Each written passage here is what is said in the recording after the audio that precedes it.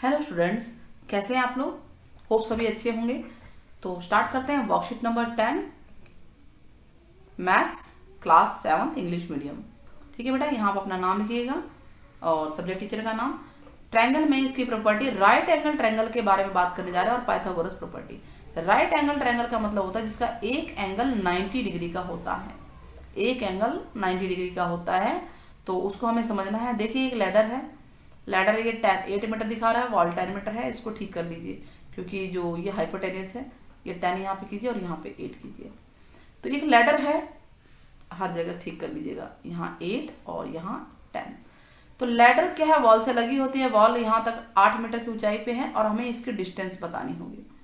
Actually इनमें relation क्या हुआ, हम देख रहे हैं कि ये जो है हाइपोटेनस बना है, ये परपेंडिकुलर और ये बेस। ठीक है, 90 डिग्री के सामने अपोजिट साइड हाइपोटेनस कहलाती है और जो दोनों साइडें होती हैं, एक बेस होता है और दूसरा परपेंडिकुलर होता है। तो इसको और अच्छे से समझते हैं कि जो हम ये जानते हैं कि जो रिलेशन है एच स्क्वायर हाइपोटेनस स्क्वायर बराबर होता है perpendicular square plus base square. ये रिलेशन बना कैसे, आया कहाँ से। तो एक हम राइट एंगल ट्रायंगल लेते हैं, ले लिया हमने ये राइट एंगल ट्रायंगल। इसकी साइड का नाम दे देते हैं C B A B C. हमने ए मान लिया 3 है, बी मान लिया 4 है और सी मान लिया 5 है। ठीक है, तो सी जो साइड है उससे एक स्क्वायर बनेगा। स्क्वायर का मतलब है इसकी चारों साइड 5-5 होंगी और स्क्वायर का एरिया होता है साइड इंटू साइड, यानी सी स्क्वायर हो जाएगा साइड इंटू साइड 5 इंटू 5। कितना आ गया 25। ठीक वैसे ही ए से भी आप स्क्वायर बनाइए, स्क्वायर बना लेंगे ये तो चारों तरफ 3 होगा तो ए स्क्वायर यानी साइड इंटू साइड हो जाएगा 3 इंटू 3 9। ठीक वैसे ही बी स्क्वायर हो जाएगा 4 इंटू 4 16। ठीक है, ये स्क्वायर बन गए तो 3 स्क्वायर बन गए, तीनों साइड से एक एक स्क्वायर करके तीनों स्क्वायर बन गए।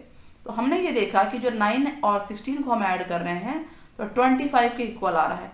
तो रिलेशन क्या हुआ, देखिए हमने 9 और 16 को ऐड किया तो वो 25 के इक्वल आ गया। और 9 किसका था, ए स्क्वायर है, ये बी स्क्वायर है और ये है सी स्क्वायर। तो बन गया ना रिलेशन। सी किसको बोला गया, हाइपोटेनस स्क्वायर, ये परपेंडिकुलर स्क्वायर और बेस स्क्वायर। तो परपेंडिकुलर स्क्वायर बेस स्क्वायर हम लिख लेंगे। ठीक है, ये परपेंडिकुलर ये बेस है। ए स्क्वायर प्लस बी स्क्वायर लिखिए चाहे बी स्क्वायर प्लस ए स्क्वायर लिखिए, दोनों ही ठीक है।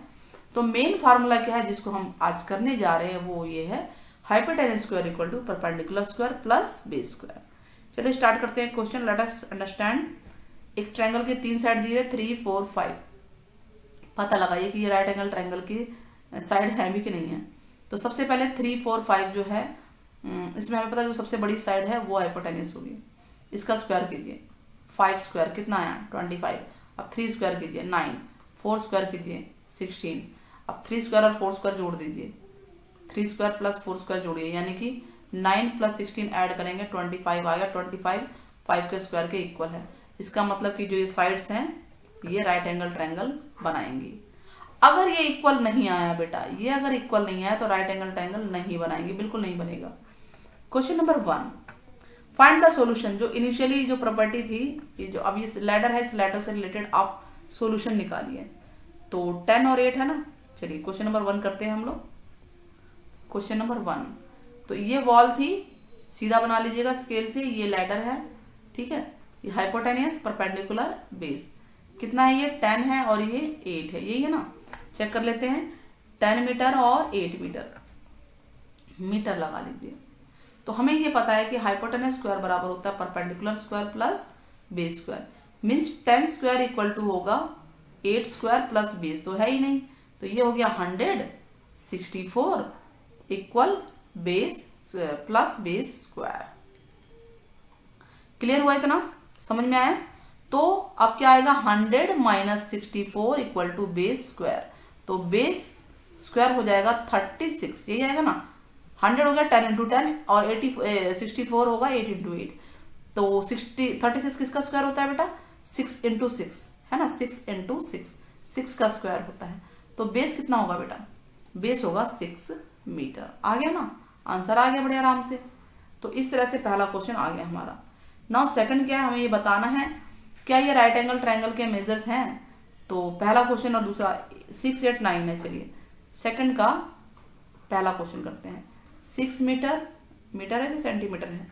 सेंटीमीटर। 8 सेंटीमीटर और 9 सेंटीमीटर। तो सबका स्क्वायर निकालिए। 6 का स्क्वायर कितना आएगा बेटा? 6 इंटू 6 36। 8 का स्क्वायर 8 इंटू 8 64 एंड 9 का स्क्वायर 9 इंटू 9, यहाँ 8 इंटू 8 है, तो ये हो गया 81। अब हम 6 स्क्वायर जो छोटी साइड है, ये हाइपोटेनस है, नेचुरल है कि ये सबसे बड़ी साइड है तो इसको हाइपोटेनस होना चाहिए। तो 6 स्क्वायर और 8 स्क्वायर कितना होगा? 36 प्लस 64, ये तो 100 आ गया, इज नॉट इक्वल टू 81। तो therefore it is not right angled triangle. ठीक है, सेकंड पार्ट भी ऐसे ही है। 6 दे रखा है, 8 सेंटीमीटर है और तीसरा 10 सेंटीमीटर है। चलिए देखते हैं, 10 ही है ना? यस 10 है। तो बस वही सेम वही करेंगे। 6 का स्क्वायर कितना है बेटा? 36। 8 का स्क्वायर आ गया 64 और 10 का स्क्वायर आएगा 100। अभी तो हम सारे सवाल वही कर रहे हैं। 6 स्क्वायर प्लस 8 स्क्वायर कितना आया? 36 प्लस 64, ये आ गया 100 और ये 100 10 के स्क्वायर की इक्वल आएगा। तो therefore it is right angle triangle. तो इस तरह से हमारा क्वेश्चन नंबर 2 भी हो जाता है। नाउ 3 देखिए, ये एंगल सी है, राइट एंगल है, इसके सामने वाला हाइपोटेनस होगा। अच्छा AC 5 है, ये 5 है और AB 13 सेंटीमीटर है। आपको ये निकालना है, BC निकालना। तो वही बात है, हाइपोटेनस स्क्वायर बराबर क्या होता है? हम यही करते हैं क्या? Question number 3। चलिए, हाइपोटेनस स्क्वायर इक्वल टू होता है perpendicular square plus base square. तो ये हो गया 13 स्क्वायर, परपेंडिकुलर है 5 स्क्वायर प्लस बेस स्क्वायर, तो 169 आ गया और 25 माइनस में हो जाएगा इधर आके, इक्वल टू बेस स्क्वायर। तो बेस स्क्वायर कितना है बेटा? 144। 144 होता है 12 इंटू 12 यानी 12 का स्क्वायर। तो बेस कितना आ गया?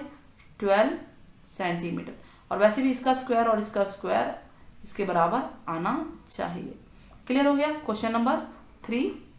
क्वेश्चन नंबर 4 देखिए। क्वेश्चन नंबर 4 में देखिए आपको क्या निकालना है? लेंथ ऑफ काइट, जो ये है थ्रेड है, इसकी लेंथ निकालनी यानी h निकालना है और ये 40 और 30 मीटर दे रखा है। तो चलिए बनाते हैं क्वेश्चन नंबर 4। इस तरह से राइट एंगल ट्रायंगल बन रहा है। ठीक है, तो ये निकालना है हमें h और ये कितना है? 40 30। चेक कर लें, एक बार चेक कर लेते हैं। 40 और 30, यस यही है।